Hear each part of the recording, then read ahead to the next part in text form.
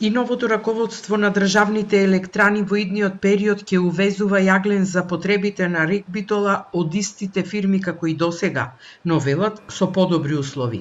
Соопштија дека причина за тоа е хаосот и исклучително тешката состојба која ја наследиле во рудникот Суводол во РЕК Битола. Во изминатите 5 години експлоатацијата не се одвивала согласно проектната документација, нема доволни количини на јаглен, а резервите на депонија се со исклучително лош квалитет.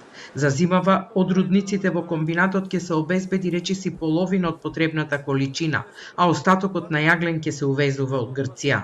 Сега со еден упростен проект ќе работиме на обезбедување до 15 ноември на еден блок на јаглен од 1 милион кубици, кој ќе овозможи стабилна работа на термоелектраните во зимскиот период и со дополнителна количина на јаглен од овој рудник овде, заедно со дел увозен јаглен кој ќе биде со одличен квалитет, сметам дека успешно ќе ја поминеме зимската сезона. Менаџментот тврди дека и термоелектраните се во лоша состојба, затоа што претходното раководство не ги подготви сите капацитети за грејната сезона.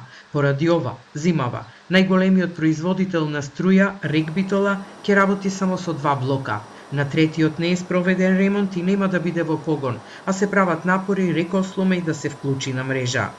Планираме блок 1 да го конзервираме во овој период, да ни служи како ладна резерва, да работиме во текот на сезоната со 2 блокови, а во одредени моменти, доколку со макотрпна работа обезбедиме повеќе количина на јаглена, сигурен сум дека тоа ќе го направиме, доколку има потреба во текот на декември и јануари ќе биде вклучуван и тој како трет блок.